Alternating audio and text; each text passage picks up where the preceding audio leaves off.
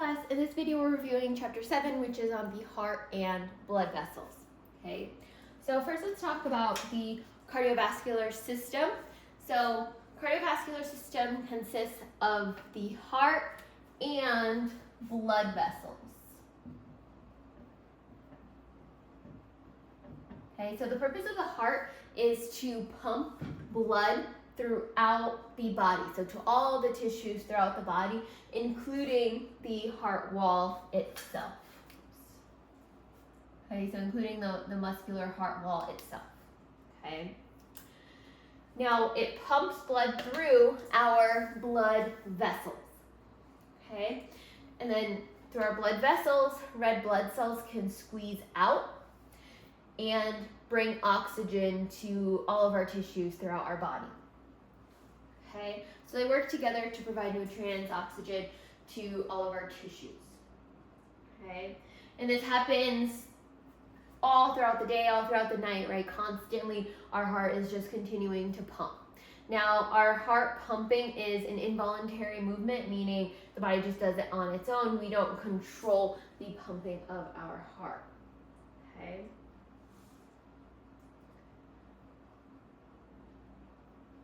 Okay. So, for blood vessels, two major blood vessels we have are arteries and veins. So, arteries take blood away from the heart. Okay, arteries away. Always think AA. Okay? Veins return blood back to the heart. We'll say away from the heart, return blood to the heart. Okay? So always remember that arteries, the definition of an artery is that it takes blood away from the heart, and veins bring blood back to the heart. Okay? Then branching off of our arteries, we have arterioles, and branching off the veins, we have venules. So arterioles are like smaller arteries. Okay, so they're smaller and narrower than our arteries.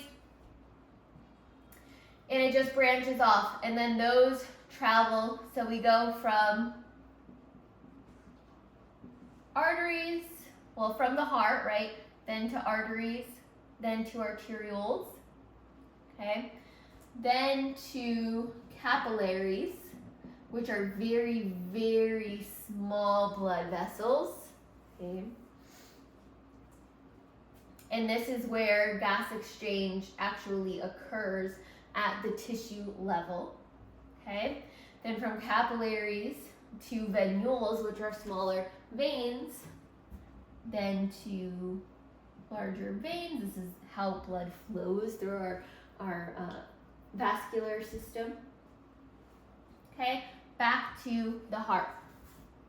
Okay, this is my very basic drawing of the heart. Over here, we're going to go through blood flow and all of that. Okay, so again, blood travels from the heart, it's pumped from the heart into arteries. Okay, those pass into arterioles, then into capillaries, and this is where that gas exchange happens at the tissue level. Then from capillaries, we have now oxygen poor blood. Okay, so now from here, it becomes oxygen poor blood. Okay, the oxygen poor blood travels from the venules to the veins and back to the heart.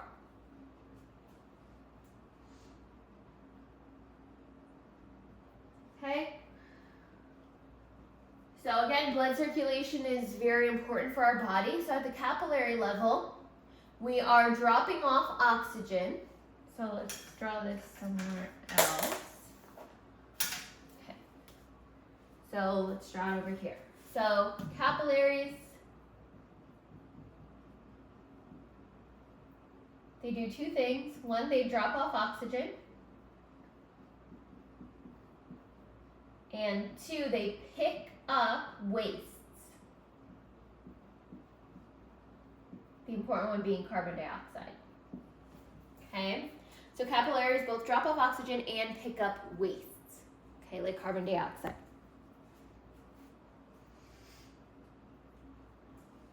Okay. From the heart, we'll get into this in more detail, but just to give you a general overview to begin. From the heart, the oxygen poor blood from the right ventricle is then, and we're talking about anatomical right, so if I was facing you, this would be the right side of the heart, this would be the left side of the heart. Okay, so from the heart, from the right ventricle, that oxygen poor blood gets sent to the lungs, which are on either side of the heart, to become oxygenated, and then oxygen rich blood flows in through the left atrium here and then gets passed to the aorta, which is a very large artery, and then to all the other arteries throughout the body. Okay. All right. So the heart consists mainly of cardiac muscle tissue. Okay. So the muscle tissue would be in this inner area here and also between the vessels here. Okay, so that would be it's known as the myocardium. Okay. There's also a pericardium, which surrounds the outside and protects the heart. So the pericardium would be like what I drew in black here. Peri, like perimeter, so it's on the outside. So pericardium, myocardium, and then finally we have an endocardium, which is the smooth lining inside of the heart chambers here. So the endocardium would be in black on the inside, lining our 4 chambers of the heart. Okay, so pericardium, myocardium, endocardium. Endo always means inside, and peri always means on the outside, again, like perimeter. Myo always means something having to do with muscle, so that's this middle muscle layer, myocardium.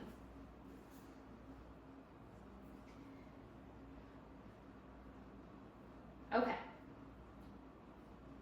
So again, we break up the heart into 2 halves here, the right side and the left side. Okay, and each has 2 chambers. So let's use again a different color here. So this chamber here is the right atrium, and this one down here is the right ventricle. On the left side, we have a left atrium and a left ventricle. Okay. Separating the chambers, we have valves. Okay, so it'd be this valve here. Well, let's draw it more correctly. Okay, and then on this side we have another valve. Okay. So the one on the right side of the heart, and these are known as atrioventricular valves because they connect the atria to the ventricles. On the right side, we have a tricuspid valve. Okay, so tricuspid valve. And on the left, we have a bicuspid valve, also known as a mitral valve. Okay, and I tried to draw here, we have 3 attachment points. And here we have 2, that's why it's known as tri, and this side is known as the bicuspid valve. Okay. So these separate the chambers and they act as one-way valves so that blood can only flow down into the ventricles.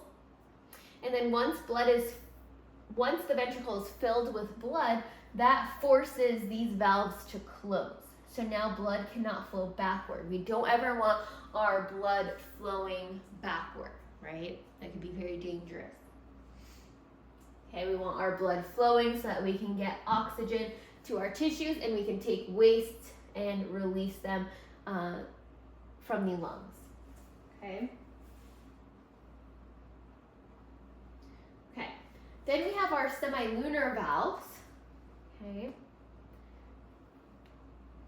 So leaving from the right ventricle into the pulmonary trunk, so I'll just draw a basic part of the pulmonary trunk here, we would have a pulmonary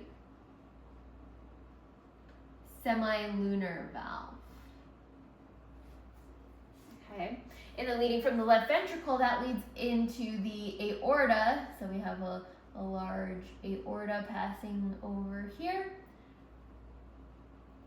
We have the aortic semilunar valve. Okay, so we have 4 important valves in the heart. The 2 atrioventricular valves here. The right one is the tricuspid valve, the left one is the bicuspid valve, and they connect the atria to the ventricles. And then connecting the right ventricle, or blood flowing from the right ventricle into the pulmonary trunk, has another valve known as the pulmonary semilunar valve. And going from the left ventricle into the aorta is the aortic semilunar valve.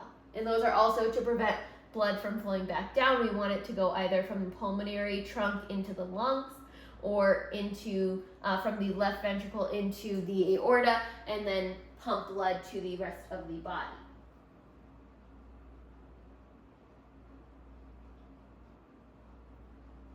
Okay. So the cardiac cycle is a sequence of contracting and relaxing of the heart chambers. Okay, so the atria will pump, they'll contract, blood will flow into the ventricles, and then they relax, right? When they relax, the ventricles are going to contract, pump blood into the pulmonary trunk and the aorta, and then they're going to relax, and then blood is going to flow through the body, okay? And it's just going to continue happening. So you get the atria contracting, then the ventricles contracting over and over and over again as our heart continues to pump, okay? So the contraction part is known as systole, and the relaxation part is known as diastole. Okay, and this makes up a heartbeat. And this occurs almost simultaneously on both sides of the heart. Okay.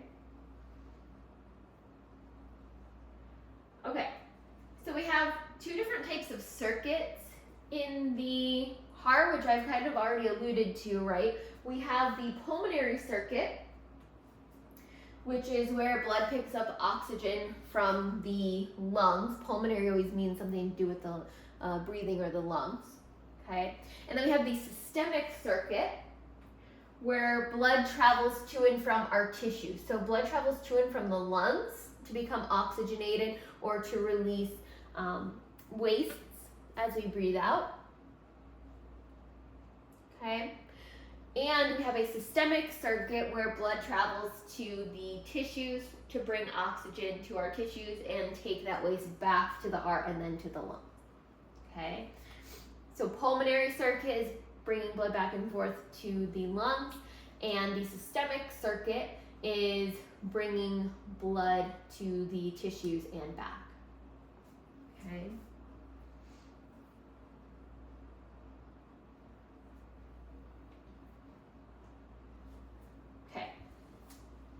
So let's talk about blood flow through the heart, okay? Let's start at the right atrium. So oxygen poor blood. So after we've already dropped off our oxygen to our tissues, now our blood that is lacking in oxygen, it still has some oxygen, but not as much, is going to pass into the right atrium from the superior and inferior vena cava. These 2 large veins that enter into the right atrium. Remember, veins travel or return blood to the heart. Okay.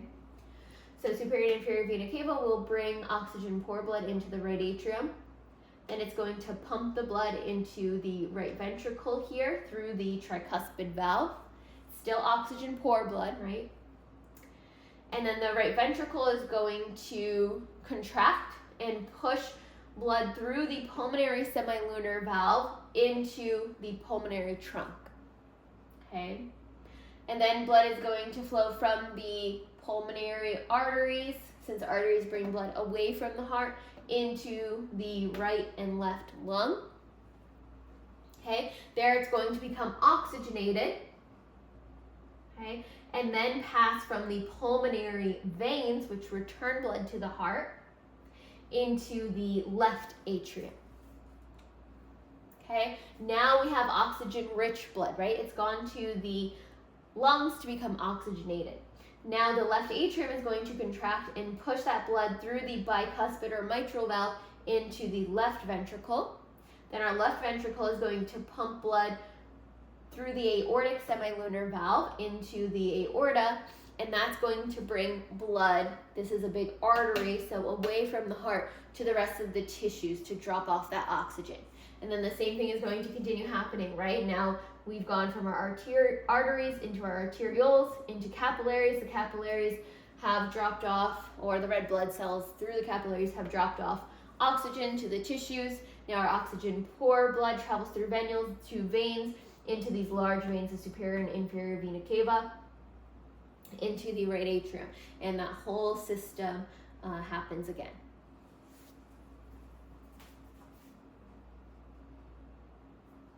Okay, so how do our cardiac muscles contract, right? We need these muscles to contract in order to push that blood from the atria into the ventricles, and from the ventricles into the either pulmonary trunk or aorta.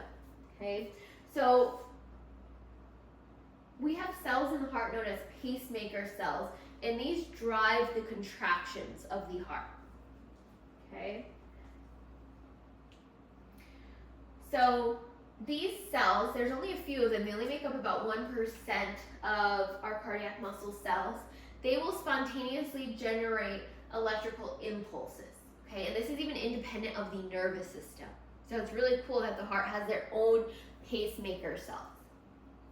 Okay. So we start with the sinoatrial node, and this is the node that generates those signals. So let me draw this maybe in a purple color to really stand out. Okay, so somewhere in this area here in the right atrium, we have our SA node, sinoatrial node. Okay, and this is what really starts that off. Okay, sinoatrial node. Okay, so it generates the signals and stimulates these waves of excitation. Okay, now the nervous system does play a part in this, even though the SA node causes these electrical signals randomly or on its own without the help of the nervous system. The nervous system can adjust the rate of those signals and the strength of the cardiac contractions. Okay. So once we start at the SA node, then we travel to the AV node, the atrioventricular node. Actually, it's like a little bit further down, right? It's atrioventricular node, so it's going to be kind of in between the atria and the ventricles. Okay, so this is the AV node or atrioventricular node. Okay. Then from the AV node, we go to the bundle. Okay, so that area there is the bundle, you could just call it the bundle of conductive muscle fibers, or it's also referred to as the bundle of His.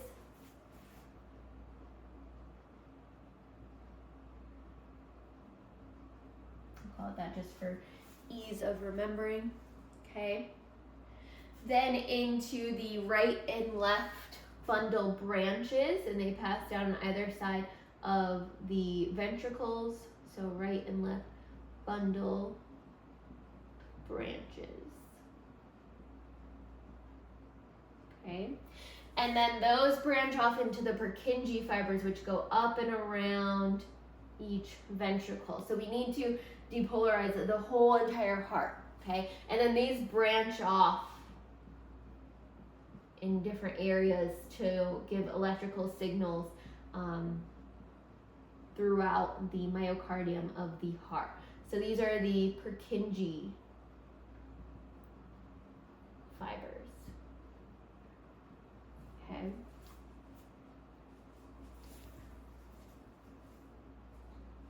Okay, so these that I just draw are the areas where we have electrical signal depolarizing and causing contraction of the heart muscle wall.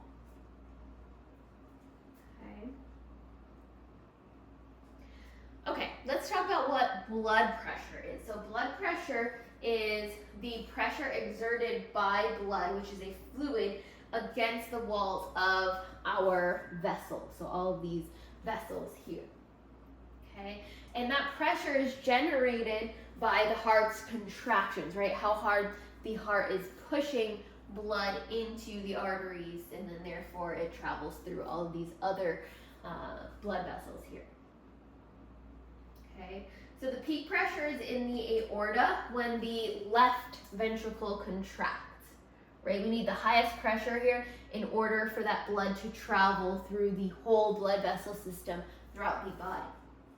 Okay, so that's going to be where the highest pressure is. So that's the systolic pressure. Remember, systole is contraction. Diastolic pressure, this is the lowest pressure in the aorta when the blood is flowing out of it. So that is diastolic pressure. Okay. So a normal blood pressure is about 100 to 119 systolic and 60 to 79 diastolic. So around 120 over 80 or lower is a normal blood pressure to have. Okay, so that first number in your blood pressure when they tell you the blood pressure when you go to the doctor's office is your systolic pressure. That second number is your diastolic pressure. Okay, hypotension, which means too low of a blood pressure, is anything systolic less than 100 or diastolic less than 60.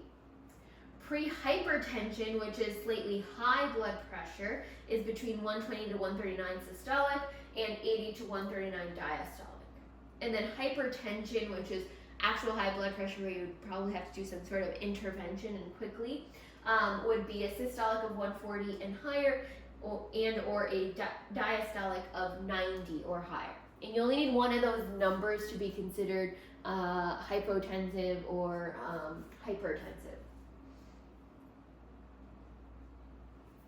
Okay. All right, let's talk about the structures of arteries versus veins. Okay. So arteries are very large and strong blood pipelines. Remember, they're high pressure systems. Okay, whereas veins are low pressure systems because they're just bringing blood back up to the heart, and they get help from our muscles, which help to push blood back up to the heart. Okay. Arterioles, they're a little bit smaller than arteries, and they're like control points for blood flows. So arterioles can either enlarge or shrink, okay, in order to control or provide resistance, okay. And capillaries, these are made especially for diffusion, which is for things to pass in and out of, right? Like I said, capillaries, red blood cells can pass out of the capillaries to bring blood to the tissues, okay? And then those red blood cells can pass back into the capillaries when they have dropped off the oxygen. So our capillaries are one layer of cells, okay? And here we have a red blood cell. It can actually squeeze through this one layer of cell, and it's going to be carrying oxygen, lots of oxygen, okay? And here is our interstitial fluid, so the fluid surrounding the capillaries, and it's going to drop off oxygen, which is going to go to the tissue surrounding. So let's say this is whatever, the stomach wall, whatever tissue this is. Okay, and now that oxygen can diffuse into these cells. Okay. Okay, so arteries and veins have 3 layers. They have, so I'm going to draw out an artery here. Okay, so this inner line here is the tunica intima. It is the innermost layer here surrounding the lumen or the inside of the artery or vein. Okay, and it's made up of endothelial tissue, so simple squamous tissue. Then we have elastic tissue surrounding that, and then this area here is going to be the tunica media, made up of smooth muscle.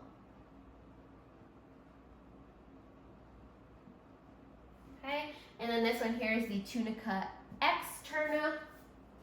Okay, and that's made up of connective tissue. It's like a coating on the outside.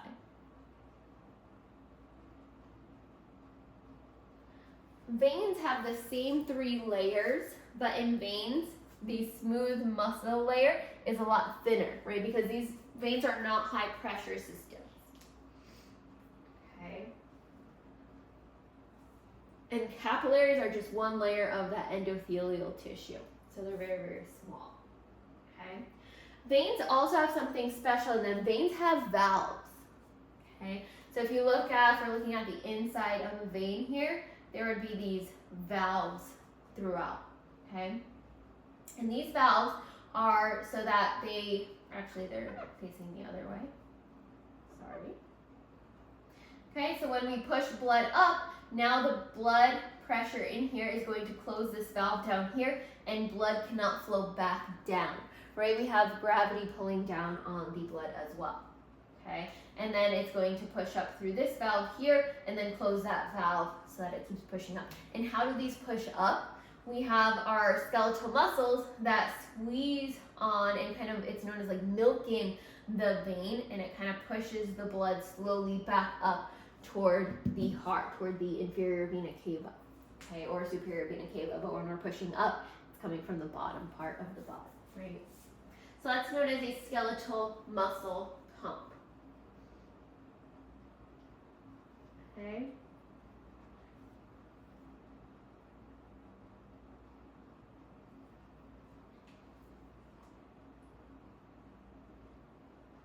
Okay.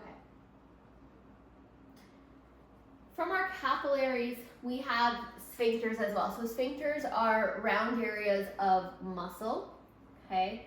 So this here would be like a sphincter, allowing blood into and out of the capillary there, okay? So precapillary sphincters will regulate the flow of blood into the capillary, so from the arteriole into the capillary, okay? So it's made up again of smooth muscle, and it can contract or close if we don't want to let blood into the capillary yet, or relax and kind of open up if we want to now let blood into the capillary. We don't want to let too much blood in at a time, right? Because again, the capillaries are only 1 layer of those simple squamous cells thick. Okay, so we want to let a little bit of blood in at a time, and we want a continuous flow of oxygen to our tissues, so that precapillary sphincter helps to control that flow. Okay. All right, let's talk about some cardiovascular disorders. Arteriosclerosis, this is a hardening of the arteries. And atherosclerosis is where you have cholesterol or other fats building up in the artery wall. And blood clots can end up sticking to those plaques, known as a thrombus, or they can float off into the bloodstream, which is known as an embolus. Okay. If your artery is severely blocked, you can need potentially surgery, okay, to provide a stent or something that opens it up, okay? So you would have cholesterol and lipids really blocking off the blood flow here, right? And if you only have this little space for blood to flow, that can become dangerous, because if you do have a clot that comes through here, it can then come and block this area, or if you have too much plaque buildup, it can completely occlude or block off the opening within this artery. Okay, aneurysm, this is where part of the artery weakens and starts to balloon or open outward. Okay, so this can be caused by disease, or it can be caused by an injury, or it can be just some sort of defect in the body. If that aneurysm bursts, you will lose a lot of blood, right? If your artery bursts, it could be fatal, okay, or cause serious issues. Heart attack, also known as a myocardial infarction, or MI. This is when you have damage or death to the heart muscle due to reduced blood flow. So the heart wall itself also needs oxygen, right? Also needs blood flow. If that blood flow gets blocked off because of a clot in the area, or in atherosclerosis, okay, then it causes death to part of the muscle wall itself of the heart, okay, And of course, that's dangerous because if the heart can't pump as well because part of the tissue is dead, then that could cause serious issues, right? Heart failure, this is where the heart is weakened and can't pump enough blood to meet the body's needs. Okay, so this can happen because of a serious heart attack, for example. Arrhythmias, this just means any sort of irregular heart rhythm, and this can be caused by many different things. Okay, so lots of different types of heart arrhythmias where the heart is not pumping properly, okay, and if it's out of rhythm, right, that can cause issues for blood flow, right? Okay. Okay, infections of the heart, endocarditis. This is where microbes, specific microbes, attack the heart valves. Okay, and then that can be detrimental to our blood flow. Lyme disease. So one complication of Lyme disease includes inflammation of the heart muscle, which again, if the heart muscle is inflamed or not working properly, then the pumping system is not going to work properly and the heart is just a big pump. Okay, and myocarditis means inflammation of the heart wall, of the muscle part of the heart wall, the myocardium. Okay. Sudden cardiac arrest, this is a major emergency. So this is where blood flow to the brain. If cardiac arrest means stopping, so the heart has stopped pumping, so you're not getting blood flow to the brain in that case. Okay.